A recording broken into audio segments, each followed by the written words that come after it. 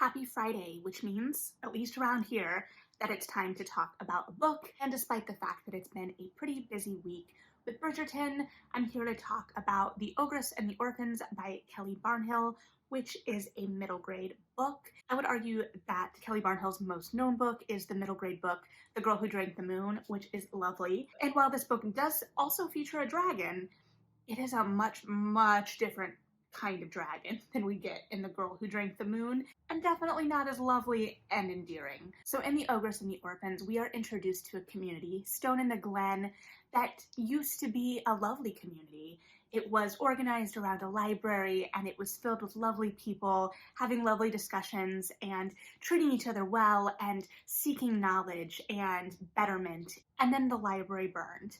And it could have been a dragon, it could have been a candle. There are small kernels of truth in all rumors, but regardless, it burned down. And despite the town's intent to rebuild, they don't. Nor do they rebuild the school when that burns down, or a lot of the businesses that burn down soon after. Instead, they're grateful because they have been blessed by a renowned dragon hunter in their community, here to protect them amidst these burnings and these potential dragon sightings. How lucky are they? And so they continue to go about their lives, and the library isn't rebuilt, and the school isn't rebuilt, and over time, Stone in the Glen becomes less of a picturesque place. And while they still talk about the good times and the glory days, they're really focused on themselves and their own. And even amidst this, there is a group of orphans still living in the orphanage and attempting to make sense of the world. Additionally, during this time, an ogress has moved in at the edges of town, and she has lived a long life as an ogress. And this book made me realize that yes, indeed, a lot of my knowledge of the ogres does come from Shrek, and I will deal with that another day, but we see ogres across fairy tales. And one of the most defining moments for this ogress, as she has had to find her way in the world and leave the nest of her parents' home, is she for a brief amount of time lived in a community of other ogres and had a town of her own. And she went away for a brief period of time, and when she came back, the town had been wiped out. And yet again, rumors of a dragon. So she sets up a home on the edges of Stone in the Glen, but she's not a part of the community. She just watches them and leaves them gifts and tries to make their lives better from afar. And her gifts to the orphanage are largely what's keeping it going. And these children are facing a lot of stressors. But then the town starts to become more vocal about its dissatisfaction with its circumstances, somewhat spurred by the speeches of the mayor, and they start to look to the ogress that has moved in on the outskirts of town. So this book is largely about community and what it means to be a neighbor and how we care for one another. But it's hard to look at this book outside of current events, and I don't think we're meant to. This is a book that is very clearly coming from current events. It's hard not to draw parallels that I think were put in there for a reason. And while I can occasionally feel a little heavy-handed, I think it's good because it gives young readers a place to kind of process a lot of what they've been seeing in the world and kind of spur some discussion or thought about that. And the language is still that very fairy tale-esque, folktale-esque style, and it's whimsical even amidst being a little blunter and a little more straight to the point, right? It's a little telly at times, but that's also just part of the style. And a decent amount of the opening of the book is kind of establishing the world, especially because there's so much kind of world to establish. There is the town before to establish so that we can see how the town has changed. There is the ogress to establish. There are the orphans to establish. So there's a lot going on. But early in the book, there was a line that really resonated with me, and it's Kelly Barnhill, so a lot of lines did, but this one was very early in the book, I think before 10%, and I just felt like I'd been stabbed in the chest a little bit. And so that's kind of where I was sitting. It said, neighbors cared for one another once upon a time, back when it was a lovely town, because it kept repeating this idea that it was a lovely town. And I struggled with that idea a little bit too, especially because, like I said, it's hard to divorce this narrative from our current reality, and so it felt a little simplistic to talk about before as lovely, and everything was great before, and why can't we just get back to before, which is a common refrain in this book. but I think that that is on purpose. And at the end, it does push back against this idea of things being great before a little bit more, but I also think the narrative kind of subtly is doing that as well. And our children are our central characters here, and they're the ones having to process this. They didn't live in the before. And I think that that's what a lot of middle grade readers are dealing with right now, whatever that before looks like. And so we are seeing children, as they often do, seeing to the real heart of the matter and not being listened to. And so there are a lot of children in this narrative, and we see them kind of responding and taking this on in different ways. And so it feels like it gives a window to all kinds of children processing stress and grief in different ways. There is the child that is going to plan and fix everything for everyone and take that on. There's the child that's going to sacrifice. She feels like there's not enough, so she is going to take herself out of the picture. There is the kid obsessed with philosophy and just trying to understand the world and make sense of it. And I also appreciated it because there was a kid who hated philosophy, and every time that kid tried to talk about philosophy would like shut him down, and she was the practical one that was trying to like fix everything and have a plan. So I enjoyed that, especially because that piece also made the narrative feel a little bit more self-aware because it is so philosophical, really at the heart of it. There is a kid who is just like telling stories. He's like the Cassandra of the book. He can see to the heart of things. He is being told stories from the wood beams in the house, because remember, it's still kind of a fantastical tale. There is an ogress and a dragon.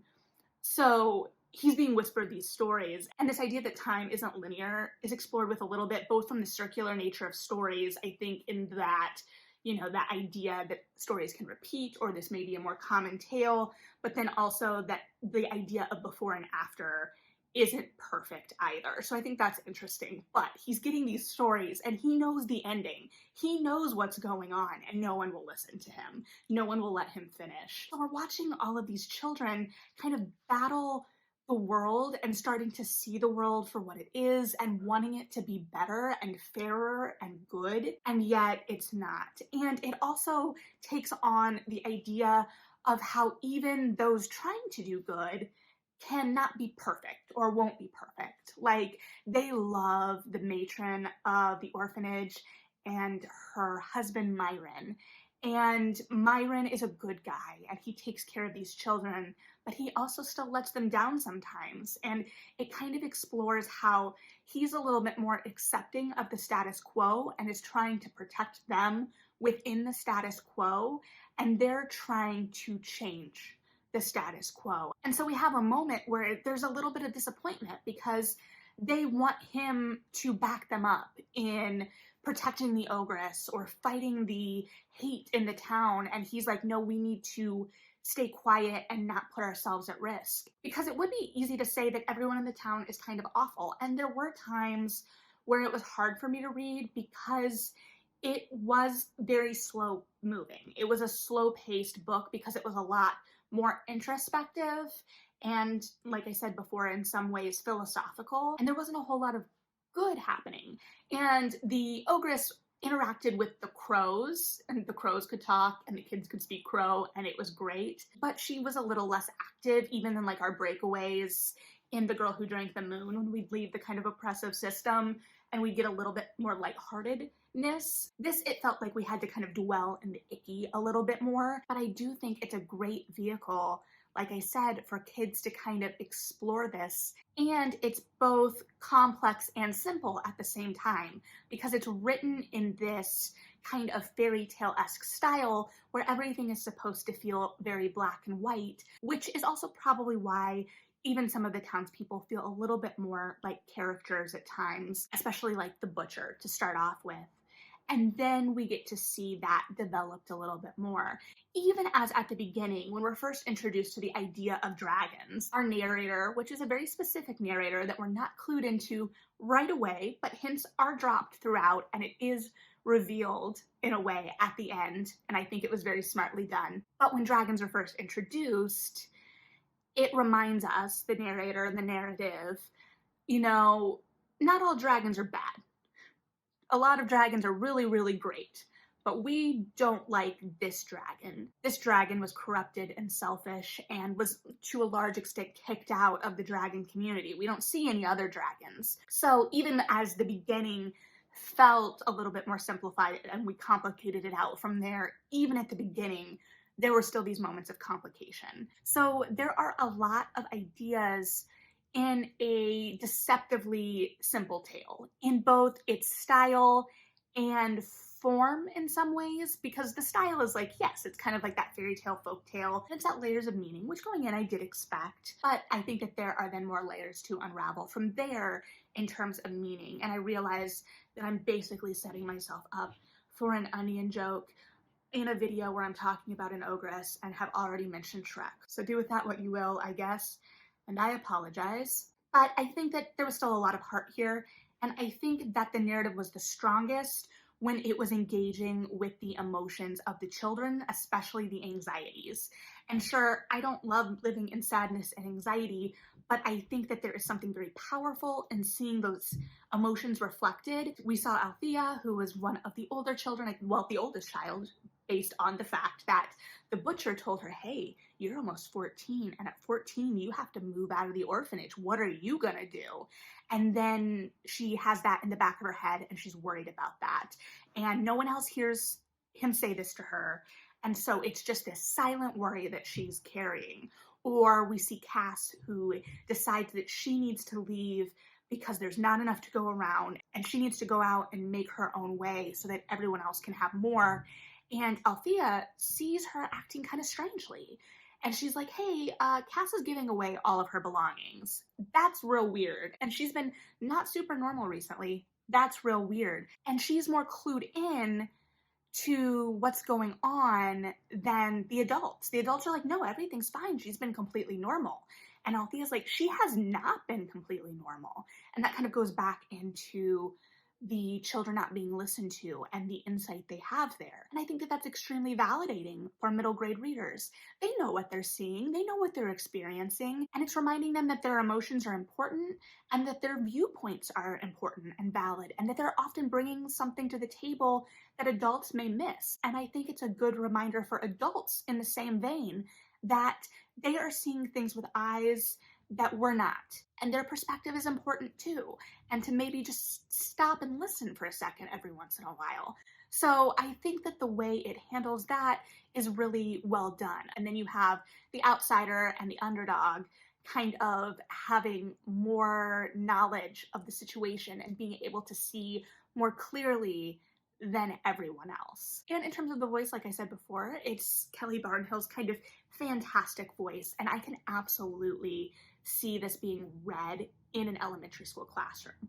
I would say like 4th grade, just because that's where I landed mentally. It makes sense to me in my head. For one, there's still a lot of maturity, it feels like, to this narrative, and I feel like that kind of like upper elementary school would have a lot of really good discussions about this. They have a lot of thoughts about what was going on, and also they deserve something kind of nice to help them process grief, especially because, at least in my 4th grade, we read Where the Red Fern Grows. I've heard that 4th grade is a very common year for the traumatic book of choice to be read together and or aloud. So this could be a great recovery from that. But because of the way Kelly Barnhill writes, because I've heard her talk, and she talks about how she kind of constructs everything mentally before ever laying it down on paper. So she knows the kind of feel of those words before they're written down.